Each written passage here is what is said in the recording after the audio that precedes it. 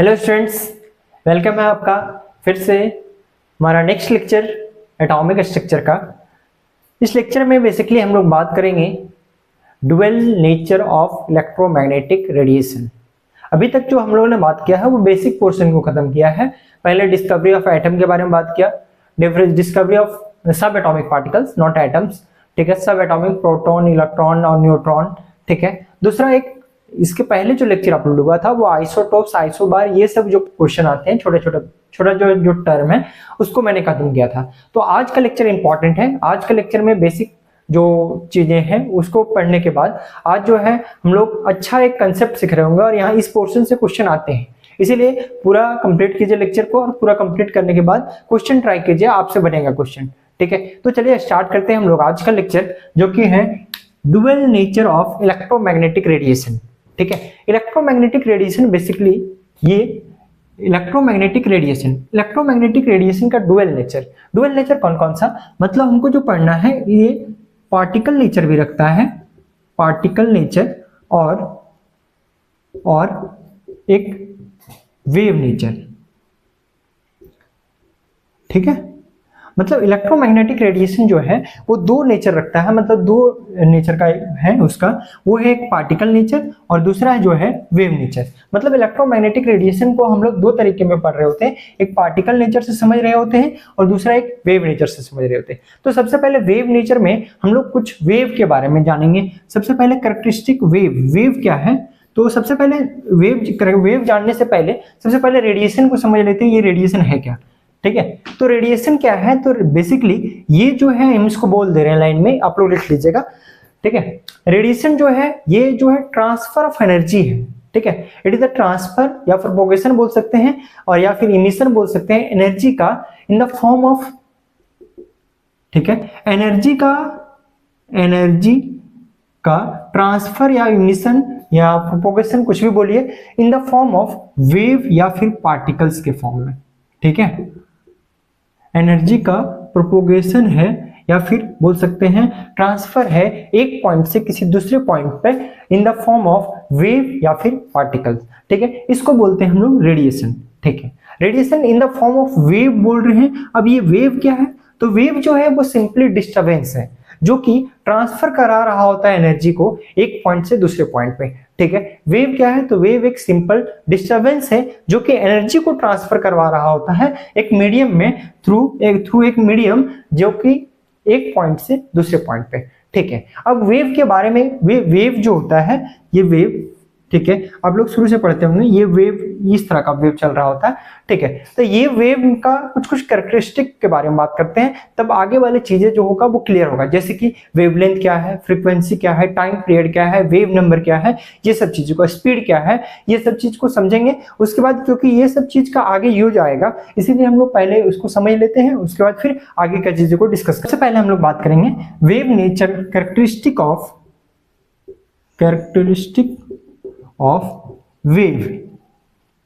Wave का क्या क्या कैरेक्टरिस्टिक, कौन कौन सा टर्म को पढ़ना है हमको। सबसे पहले बात करेंगे हम लोग वेवलेंथ के बारे में, ठीक है। कोई वेव है तो उसमें वेवलेंथ क्या होगा, जैसे मान लेते हैं कि कोई एक वेव है जिसका कि ये वेव है, ठीक है, ये कुछ ऐसा चल रहा है, ठीक है। अब बात आता है कि वेवलेंथ क्या है, ठीक है। वेवलेंथ जो है वो क्या है, एक्चुअली वेवलेंथ हमको पढ़ना है कि वेवलेंथ क्या है, ठीक है। ये एक जैसा होगा, अगर थोड़ा बहुत हो रहा होगा तो आप देख लीजिएगा, ठीक है। अब देखिए इसको वेव जो है वो क्या है, तो distance between two conjugative trough, इसको बोलते हैं हम लोग ट्रफ, या फिर इसको बोलते हैं क्रेस्ट, ठीक है। तो वेवलेंथ जो है वो दो कंजुगेटिव बोल रहे हैं, ऐसा नहीं कि एक छोड़ के दूसरा, एक दूसरे जो कंजुगेटिव ट्रफ है ये वाला, ये पॉइंट ए पॉइंट और इसका बी पॉइंट, ए और बी का मतलब ए और बी क्या है, तो दो कंजुगेटिव ट्रफ जो है उसका जो है डिस्टेंस है, ठीक है। अब ट्रफ के बीच में दो बीच का ये भी हो सकता है कि दो क्रेस्ट का बीच का भी डिस्टेंस हो सकता है वेवलेंथ, ठीक है। तो ये सिंपली एक डिस्टेंस है, अगर डिस्टेंस है तो मतलब हम बोल सकते हैं वेवलेंथ जो है डिस्टेंस बिटवीन डिस्टेंस बिटवीन किसके किसके बीच का, डिस्टेंस बिटवीन टू कंजुगेटिव। देखिए कंजुगेटिव लिख रहे हैं, इसका मतलब क्या है, लगातार वाले। ऐसा नहीं कि एक बीच का उड़ा लेंगे फिर अगले वाले का ट्रफ ले रहे हैं, नहीं ऐसा नहीं, ठीक है। लगातार वाले का कंजुगेटिव ट्रफ या फिर क्रेस्ट का डिस्टेंस जो है इसी को हम लोग बोलते हैं वेवलेंथ, ठीक है। अब बात आता है, इस पे क्वेश्चन भी आया हुआ, इसलिए इस चीज को ध्यान से समझिएगा, क्वेश्चन करवाएंगे क्या आया है, ठीक है। ये हो गया। अब बात आता है कि इसका यूनिट क्या होगा। तो अगर डिस्टेंस है तो डिस्टेंस का ऐसा यूनिट क्या होगा, मीटर। तो इसलिए वेवलेंथ का जो होगा वो क्या होगा, मीटर होगा, ठीक है। और इसको अगर मीटर में हम लोग रिप्रेजेंट कर सकते हैं, इसको एंगस्ट्रॉन में भी कर सकते हैं, 1 एंगस्ट्रॉन में भी रिप्रेजेंट करते हैं। अगर एंगस्ट्रॉन में करेंगे तो कितना होगा, 10⁻⁻10 मीटर हो जाएगा। अगर इसको करेंगे तो 10⁻⁻8 सेंटीमीटर होगा, ठीक है। नेक्स्ट इसको पिकोमीटर में भी दिखा सकता है, तो 10⁻12 मीटर हो जाएगा, ठीक है। अगर इसको दिखाना हो, अगर एंगस्ट्रॉन हो गया, नैनोमीटर में अगर दिखाएगा तो इसको 10⁻⁹ मीटर हो जाएगा। अगर इसको करेंगे तो 10⁻7 सेंटीमीटर हो जाएगा। मतलब ये सब जो है सारा डिस्टेंस का यूनिट को दिखाता है। तो हम लोग इसके कभी कभी जो वेवलेंथ का जो है वो एंगस्ट्रॉन में दिया रहता है, पिकोमीटर में भी दिया रहता है, नैनोमीटर में भी दिया रहता है। तो हम लोग जो है उसको मीटर में कन्वर्ट कर सकते हैं। और वैसे जो सिंपली जो है वो क्या है, मीटर है, ठीक है। अगर वेवलेंथ हो समझ में आ गया इसके बीच का, ठीक है, दो ट्रफ और दो क्रेस्ट का बीच का डिस्टेंस को बोलते हैं हम लोग वेवलेंथ। नेक्स्ट हम लोग समझेंगे फ्रीक्वेंसी क्या है, ठीक है। नेक्स्ट हम लोग समझेंगे फ्रीक्वेंसी। तो फ्रीक्वेंसी है कि नंबर ऑफ वेव, इसको लिख सकते हैं, अगर डेफिनेशन में लिखना अगर चाहो तो लिख सकते हो, number of wave passing through a point per unit time, ठीक है। मतलब एक यूनिट टाइम में किसी एक पॉइंट से कितना नंबर ऑफ वेव पास कर रहा है, इसको हम लोग बोलते हैं फ्रीक्वेंसी, ठीक है। Number of wave passing through a point per unit time is called what, frequency, ठीक है। इसका जो होता है फ्रीक्वेंसी का, इसको हम लोग यूनिट जो दिखाते हैं, इसका यूनिट जो होता है वो होता है हर्ट्ज में, या फिर बोलते हैं पर सेकेंड में होगा, ठीक है। सेकेंड -1, सेकेंड ऐसे लिख सकते हैं, सेकेंड -1 ही लिख लीजिए, ठीक है। ऐसे हो जाएगा, पर सेकेंड में या फिर हर्ट्ज में होगा, ठीक है। नेक्स्ट हम लोग बात करेंगे टाइम पीरियड के बारे में, ठीक है। अरे छोटा छोटा टर्म है, समझ में आ रहा है ना, छोटा छोटा टर्म है, ये चीज समझ में आ जाना चाहिए, ठीक है। थर्ड जो है वो क्या है, टाइम पीरियड। टाइम पीरियड क्या है कि इसको कितना टाइम ले रहा है, time taken to complete one cycle. एक साइकिल को कंप्लीट करने में, जैसे कि अगर ये जो वेव है ये ऐसे चला है फिर यहां पहुंचा है, इस एक साइकिल को कवर करने में कितना टाइम लग रहा है, यही होता है हमारा टाइम पीरियड, ठीक है। Time taken to complete one cycle, एक साइकिल को कंप्लीट करने में कितना टाइम लग रहा है, इसी को बोलते हैं टाइम पीरियड। इसका जो यूनिट होगा, इसका एक रिलेशन होता है फ्रीक्वेंसी के साथ। टाइम पीरियड जो होता है वो इनवर्सली प्रोपोर्शनल होता है फ्रीक्वेंसी का, जिसको कि म्यू से दिखाते हैं, ठीक है। ये नहीं लिखे थे शायद पहले, म्यू से दिखाते हैं फ्रीक्वेंसी को, याद रखिएगा, ठीक है। तो म्यू का रिलेशन है। तो अगर फ्रीक्वेंसी का अगर यूनिट था, फ्रीक्वेंसी का यूनिट जो था हर्ट्ज में था, तो हर्ट्ज -1 लिख सकते हैं, या फिर इसका अगर यूनिट जो था वो सेकेंड -1 था, सेकेंड -1, तो ये जो हो जाएगा वो सेकेंड हो जाएगा, ठीक है। तो टाइम का यूनिट जो होगा वो हर्ट्ज -1 लिख सकते हैं, मतलब हर्ट्ज का पावर -1, मतलब ये हो गया। और या फिर सेकेंड में लिख सकते हैं, क्योंकि ये सेकेंड ऊपर जाएगा, माइनस सेकेंड है तो ऊपर जाएगा तो सेकेंड हो जाएगा, ठीक है। तो ये हो गया टाइम पीरियड। थर्ड हो गया। फोर्थ जो बात करते हैं हम लोग, वेव नंबर क्या होता है। नेक्स्ट जो बात करना है हमको, वो बात करना है वेव नंबर के बारे में, ठीक है। वेव नंबर क्या होता है कि number of wave associated in a unit length, एक यूनिट लेंथ में कितना नंबर ऑफ वेव एसोसिएटेड है, इसको बोलते हैं वेव नंबर। वेव नंबर जो होता है इसको डिनोट करते हैं हम लोग म्यू बार, ठीक है। म्यू बार जो होता है इनवर्सली प्रोपोर्शनल होता है 1/λ के। 1/λ मतलब 1 वेवलेंथ का, ठीक है। तो ये रिलेशन याद रखिएगा कि म्यू बार जो होता है मतलब वेव नंबर जो होता है वो इनवर्सली प्रोपोर्शनल होता है 1/λ का, मतलब रेसिप्रोकल होता है 1/λ का, ठीक है। ये वेव नंबर का हो गया, ठीक। ये चीज हो गया, समझ में आ गया, ये रिलेशन याद रखिएगा, ठीक है। 1/λ है मतलब इसका यूनिट क्या होगा, अगर लैम्डा का यूनिट अगर मीटर में ले रहे हैं तो इसका क्या होगा, मीटर -1 होगा, ठीक है। ये इसका यूनिट होगा, ठीक है। ये था 5th। और लास्ट एक बच जाता है 6 वाला, वो है एम्पलीट्यूड। एम्पलीट्यूड क्या होता है ना, एम्पलीट्यूड अगर कोई वेव अगर ऐसे प्रोपोगेट कर रहा है, अगर इसका प्रोपोगेशन कुछ ऐसा है, ठीक है, अगर प्रोपोगेशन कुछ ऐसा है तो ये डायरेक्शन ऑफ प्रोपोगेशन में ये जो मैक्सिमम जो ये दिख रहा है ये वाला, इस पॉइंट इस लेंथ को बोलेंगे हम लोग एम्पलीट्यूड, ठीक है। इसको क्या बोलेंगे, एम्पलीट्यूड। इसको क्या बोलेंगे, एम्पलीट्यूड, ठीक है। ये जो होता है वो एम्पलीट्यूड होता है, ठीक है। ये यहाँ तक आपका क्लियर होता है, सारा वेव से रिलेटेड जो भी पॉइंट था वो कवर होता है, ठीक है। इंपॉर्टेंट रिलेशन जो सबसे ज्यादा इंपॉर्टेंट है वेव नंबर वाले में, वेव नंबर का एक रिलेशन और है, लिखिएगा तो इसको लिख सकते हैं, mu bar into lambda equal to C. Speed of light जो होता था वो म्यू बार इंटू लैम्डा होता है, ठीक है। या फिर कभी कभी ऐसा लिखा होता है mu bar equal to c/λ, ठीक है। अभी तक जो बेसिक टर्म पढ़े हम लोग वही बेसिक टर्म से एक क्वेश्चन आया हुआ है, ये 2024 का क्वेश्चन है, ठीक है। अप्रैल 2024 का अप्रैल का क्वेश्चन है, अप्रैल वाले शिफ्ट में, ठीक है।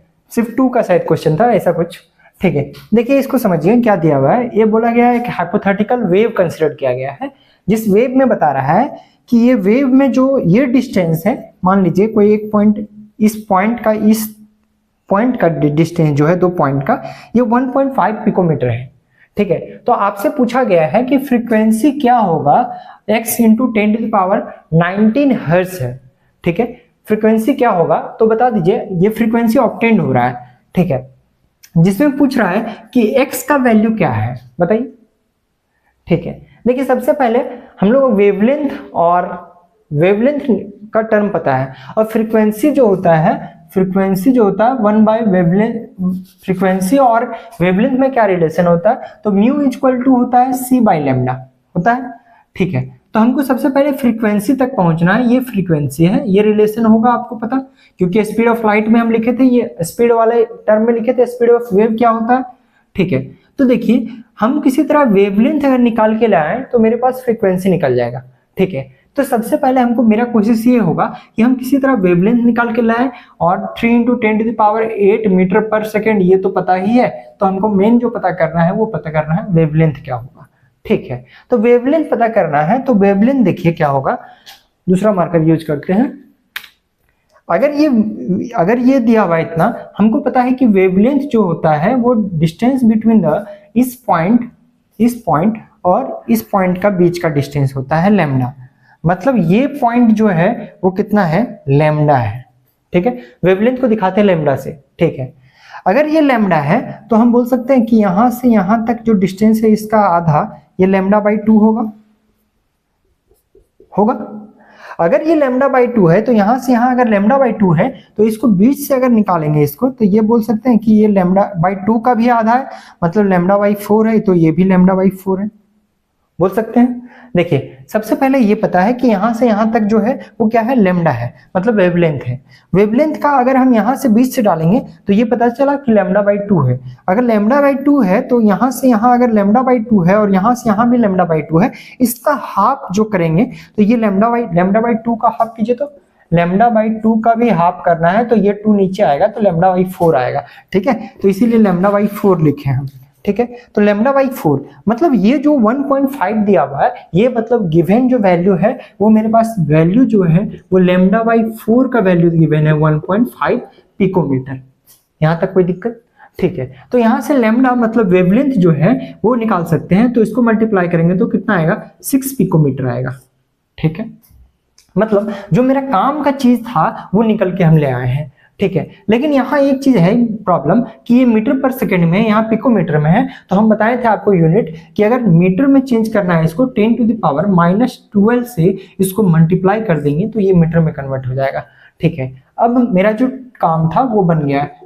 फ्रीक्वेंसी म्यू इक्वल टू क्या आएगा 3 × 10⁸ मीटर पर सेकेंड, ठीक है, डिवाइडेड बाई वेवलेंथ कितना आया 6 × 10⁻⁻12 क्या है मीटर।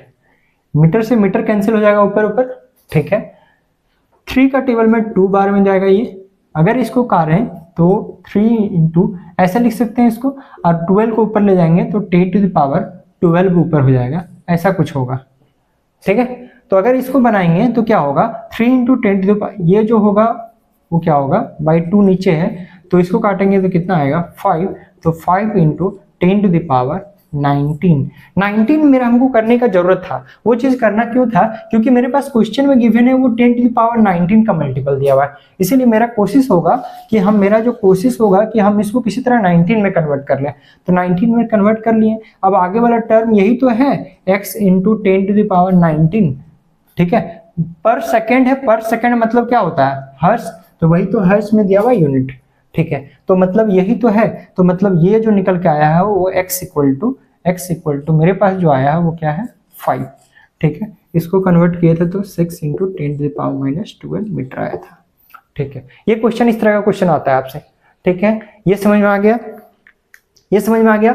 एक रिलेशन और लिख लीजिएगा इसी में, वेव नंबर और ये मिटा देते हैं क्या, ठीक है।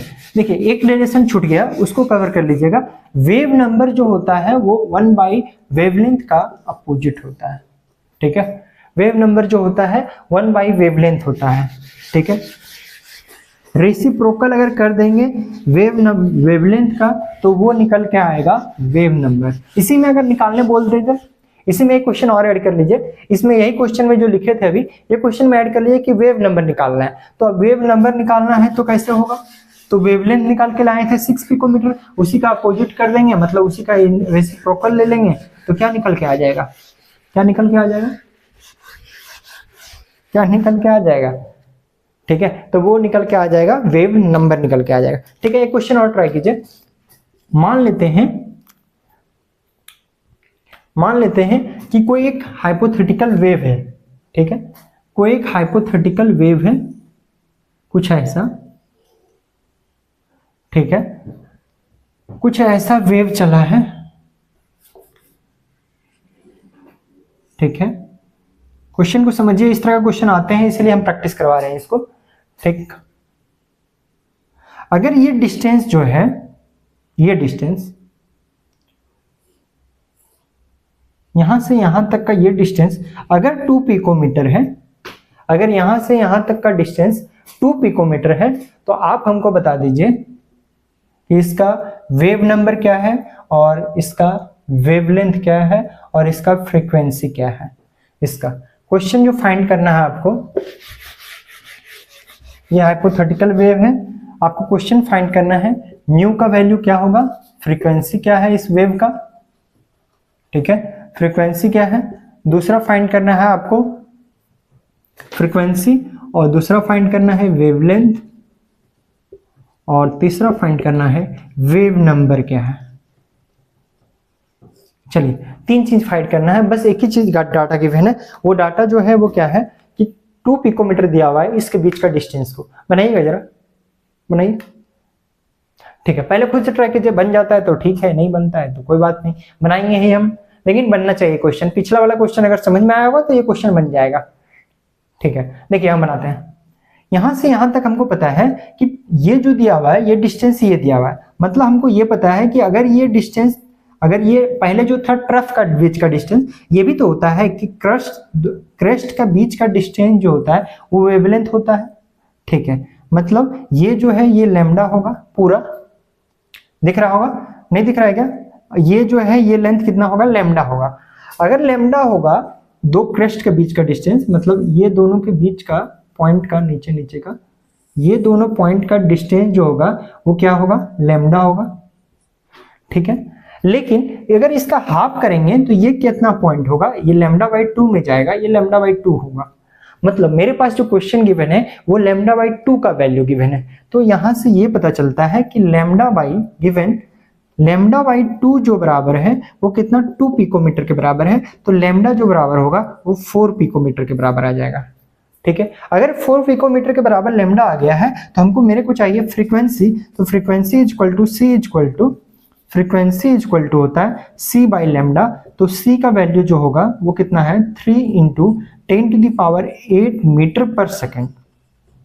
ठीक है, मीटर पर सेकेंड है, और यहाँ जो वेवलेंथ निकाल के लाए हैं वो कितना निकाल के लाए हैं, तो 4 पिकोमीटर लाए हैं, मतलब इसको मीटर में चेक करना होगा तो इसको 10⁻⁻12 पिकोमीटर हो जाएगा अब।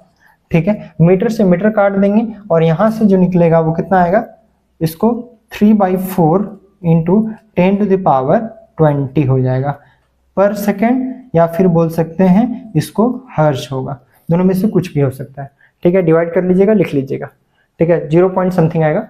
ठीक है, ऐसे क्वेश्चन आता है। अब वेव नंबर पूछा है, तो वेव नंबर थर्ड क्वेश्चन जो पूछा गया है वेव नंबर का, तो वेव नंबर इक्वल टू क्या होता है 1 वेवलेंथ होता है, तो 1 कितना होगा 1/4 पिकोमीटर, तो इसको कर लीजिएगा, तो मतलब 10 कितना होगा 4 इंटू 10⁻⁻12 मीटर हो जाएगा। तो अगर ऊपर ले जाएंगे इसको तो 10⁻100 कर देते हैं और इधर 10⁻10 कर देते हैं और बाई 4, तो इसको काटेंगे तो 25 इंटू 10⁻10 क्या होगा, इतना वेव नंबर होगा। ठीक है, इतना होगा। समझ में आ गया? यहां तक तो समझ में आ जाना चाहिए। ठीक है, ये हो गया इतना वेव नंबर। नेक्स्ट जो बात करना है हमको, वो बात करना है मैक्सवेल का थ्योरी के साथ। ठीक है, इलेक्ट्रोमैग्नेटिक रेडिएशन डुअल नेचर को, वेव नेचर को समझाने के लिए इलेक्ट्रोमैग्नेटिक रेडिएशन को हम लोग दो तरीके से समझ रहे होते हैं, एक वेव नेचर, एक पार्टिकल नेचर।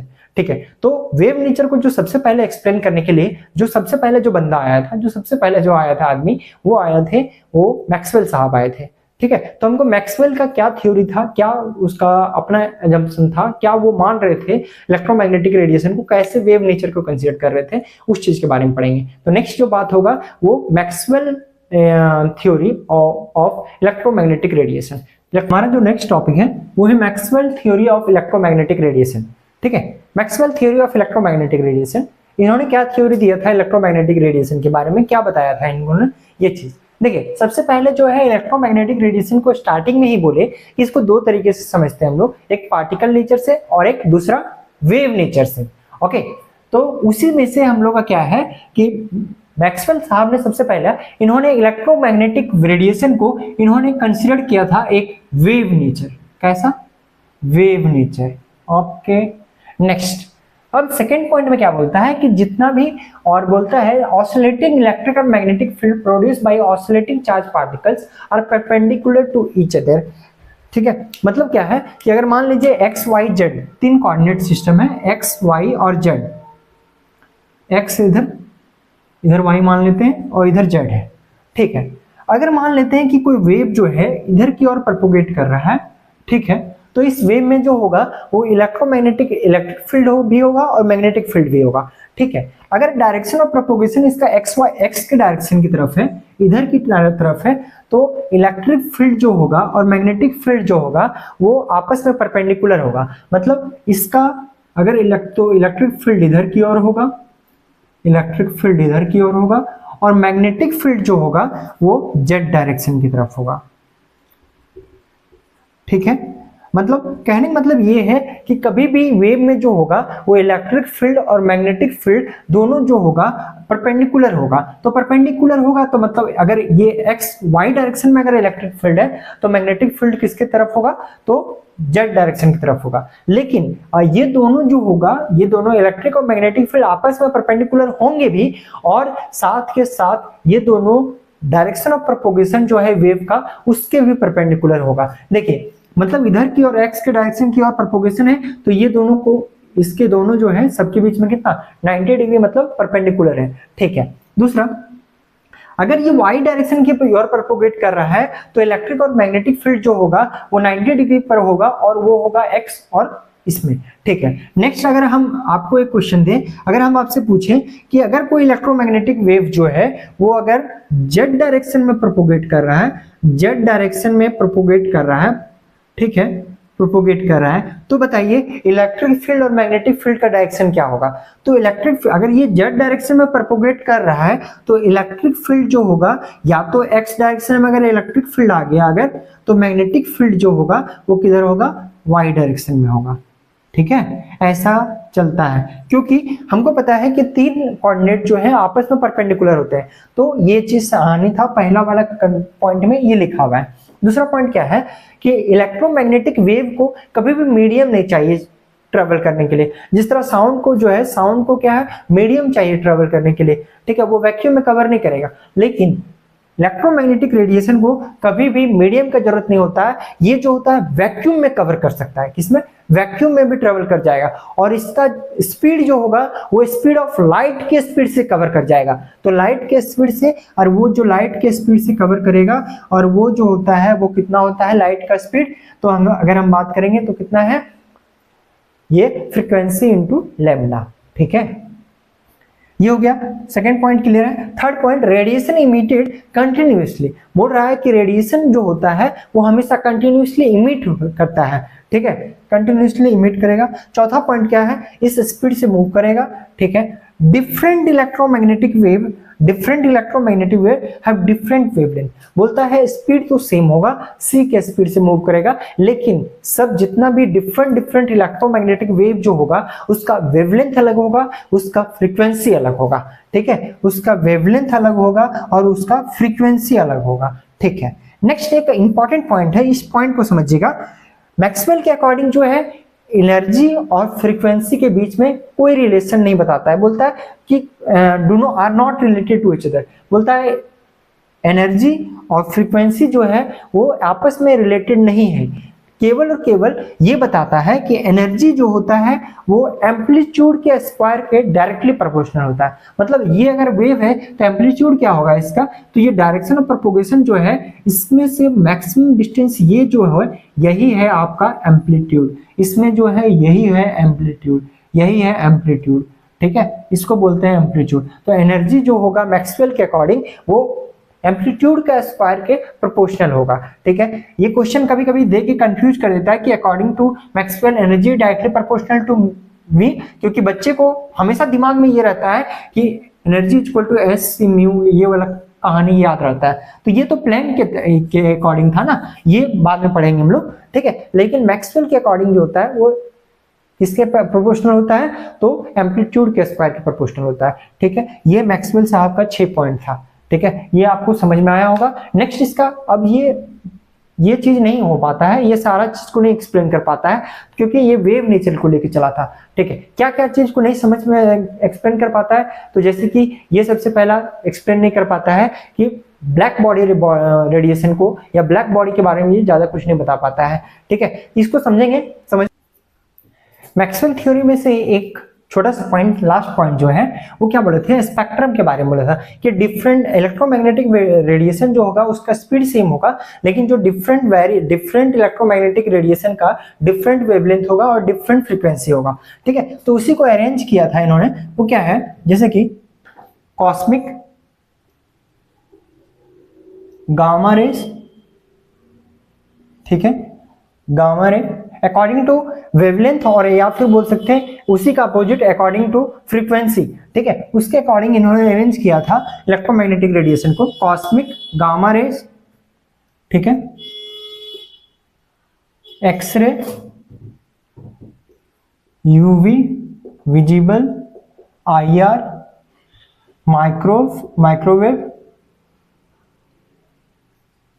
माइक्रोवेव और फिर लास्ट में रेडियो वेव।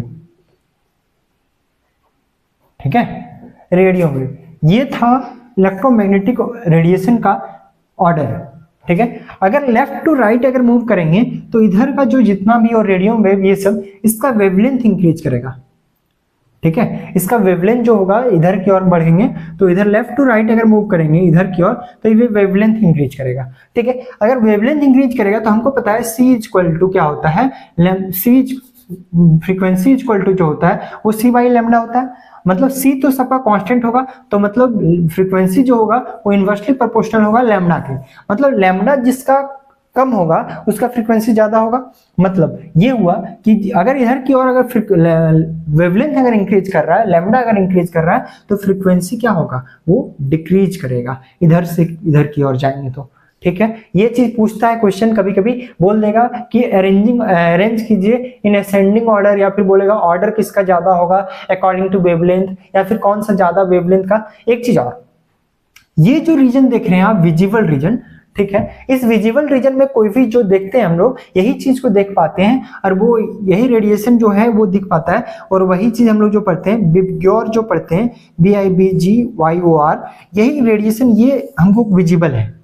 ठीक है, और इसका, और अगर कभी कभी पूछ देगा कि यूवी का रेंज कितना से कितना, यूवी से IR, यूवी वाला रेंज जो है वो कितना होता है, तो इसका अगर बोलेंगे तो 200 से 400 नैनोमीटर। ठीक है, और इसका अगर विजिबल का पूछेगा तो 400 से लेके 750 नैनोमीटर तक। ठीक है, ये होता है यूवी विजिबल का रेंज। तो कभी पूछे कि विजिबल रेंज कितना से कितना है, तो 400 से लेके 400 से लेके 750 नैनोमीटर तक, इतना ही रेंज तक, इतना छोटा सा ही रेंज तक हमको जो भी जो चीज होता है इसमें विजिबल हो पाता है। अगर इसके बाहर इसके इधर देखेंगे तो ये हमको विजिबल नहीं है नेकेड आई से। ठीक है, तो ये वाला चीज अगर इसमें देखेंगे विबग्योर वाले में, तो नीचे की ओर अगर जाएंगे नीचे की ओर, तो इसमें रेड वाले का वेवलेंथ सबसे ज्यादा, मतलब नीचे की ओर जाएंगे तो वेवलेंथ जो होगा वो क्या होगा, इंक्रीज करेगा। कब, जब नीचे की ओर जाएंगे। अगर वेवलेंथ नीचे की ओर जाने से इंक्रीज कर रहा है तो बताइए फ्रीक्वेंसी क्या होगा, वो क्या होगा, डिक्रीज करेगा। ठीक है, ऐसा वाला ये चीज समझने वाला था यहाँ। अब बताया था कि इलेक्ट्रोमैग्नेटिक रेडिएशन का डिफरेंट यूज है, डिफरेंट यूज है। जैसे कि कोई भी जो है देखते हैं कि जो रेडियो वेव इसका एप्लीकेशन बताया था इन्होंने, एप्लीकेशन है इसका, डिफरेंट एप्लीकेशन है, जिसके एप्लीकेशन इसका रेडियो वेव फ्रीक्वेंसी, जो रेडियो सिग्नल वगैरह जो आ रहा है वो कितना, इसका बताया था 10 टू द पावर 10 हर्ट्ज का, शायद ऐसा कुछ, ये एनसीईआरटी में प्रॉपर दिया हुआ है। ठीक है, इसका ये पढ़ लीजिएगा, वहां से ये क्लियर पता चल जाएगा सब कुछ। ये पूछेगा नहीं, लेकिन हाँ वहां से पढ़ लीजिएगा कि किसका कितना यूज में क्या एप्लीकेशन है। ठीक है, माइक्रोवेव का, IR का, एक्सरे तो पता ही है। ठीक है, क्या यूज है ये सब का। तो सबसे ज्यादा अगर पूछे कि सबसे ज्यादा बताइए, अगर आपको पूछा जाए कि सबसे कम वेवलेंथ किसका होगा, तो सबसे कम वेवलेंथ जो होगा वो कॉस्मिक रे का होगा। ठीक है, अगर पूछेगा सबसे ज्यादा फ्रीक्वेंसी किसका होगा, तो सबसे ज्यादा फ्रीक्वेंसी जो होगा वो किसका होगा, कॉस्मिक रे का होगा। ठीक है, तो ऐसा करके ये क्वेश्चन पूछता है इससे, इसीलिए इसको डिस्कस कर दिया मैंने। ठीक है, एक छोटा सा क्वेश्चन है, इसको बनाइए तो, calculate the wave number and frequency of yellow light having wavelength इतना। अगर बताया गया है, पूछा गया है क्वेश्चन कि बताइए कि अगर इसका वेवलेंथ अगर इतना है तो आपको कैलकुलेट करना है कि वेव नंबर फ्रीक्वेंसी क्या होगा। तो देखिए बनेगा क्या क्वेश्चन, सिंपल है, ये बस ऐसा ही करवाने के लिए दे दिया है कि ताकि आपको फॉर्मूला, जो छोटा सा फॉर्मूला अभी तक सीखे हैं वो याद रहे आपको, या फिर जो रिलेशन सीखे हैं वो याद रहे। ठीक है, वेव नंबर इक्वल टू क्या होता है, वेव नंबर जिसको कि हम लोग म्यू बार से दिखाते हैं, ये होता है 1 बाई वेवलेंथ। ठीक है, तो 1 बाई वेवलेंथ मतलब 1 बाई 5800 एंगस्ट्रॉन में दिया है, तो इसको 10 टू द पावर -9 मीटर लिख सकते हैं। अगर इसको ऊपर करेंगे तो 10 टू द पावर 9 मीटर हो जाएगा, तो इसको कर लीजिए ताकि ये काट दें, ये जाएगा 9 ऊपर चला जाएगा। ठीक है, 1 0 और ले लेते हैं। ठीक है, बाई ये जो है 5800 बचेगा, और नीचे जो होगा 10 टू द पावर 9 में से अगर 4 0 इधर लिखिए तो 10 टू द पावर 5 बचेगा। ये 2 0 से 2 0 खत्म हो जाएगा, मतलब 1.5 समथिंग के आसपास आएगा, into 1.5 something into 10 to the power 5 ये होगा। ठीक है, मीटर इनवर्स में। ठीक है, क्योंकि ये 1 बाई वेवलेंथ था, वेवलेंथ का यूनिट जो होता है मीटर, तो मीटर ऊपर जाएगा तो मीटर इनवर्स हो जाएगा। ठीक है, अगर वेवलेंथ निकल गया, मेरे पास क्या निकला, वेव नंबर निकल गया, ये वेव नंबर, तो मेरे पास पूछा है फ्रीक्वेंसी, तो फ्रीक्वेंसी इक्वल टू हमको फॉर्मूला है पता है कि फ्रीक्वेंसी इक्वल टू होता है c बाई लेमडा। तो c बाई लेमडा, c का वैल्यू कितना है, तो c का वैल्यू है 3 into 10 to the power 8 metre per second. ठीक है, और लेमडा का वैल्यू कितना दिया हुआ है, 58 एंगस्ट्रॉम दिया है, तो 10 टू द पावर -9 मीटर हो जाएगा। ये मीटर से मीटर खत्म हो जाएगा, और यहाँ से अगर देखेंगे तो इसको कर लेते हैं 300, ठीक है, एक जीरो और कर लेते हैं ताकि काटते आसान बनेगा, ठीक है, बाई 5800 हो जाएगा। ये 2 जीरो से 2 जीरो, एक और जीरो लगा लेते हैं, तो ये 2 जीरो से 2 जीरो खत्म हो जाएगा, ठीक है। अब उसके बाद क्या बचेगा, इधर जो बचा 10 टू द पावर कितना 4 अगर ले लिए इधर बाहर, और ये 10 टू द पावर 9 ऊपर जाएगा तो 10 टू द पावर 9 हो जाएगा, ठीक है। अब इसको अगर सॉल्व करेंगे तो कितना आएगा, ये तो 2 जीरो से 2 जीरो खत्म हो चुका है, तो अगर इसको काटेंगे तो इसको सॉल्व करके लिख लीजिएगा, जितना भी आएगा इनटू 10 टू द पावर कितना होगा, 10 टू द पावर 13 पर सेकेंड आएगा। ये हमारा होगा फ्रीक्वेंसी, और पर सेकेंड में या फिर बोल सकते हैं कि इसको कैलकुलेट करके लिख लीजिएगा, या आप बोल सकते हैं इतना हर्ट्ज होगा, ठीक है। ये क्वेश्चन था, छोटा सा क्वेश्चन था, बस ये चीज को क्या रिलेशन रखता है इसको करने के लिए कर दिए थे, ठीक।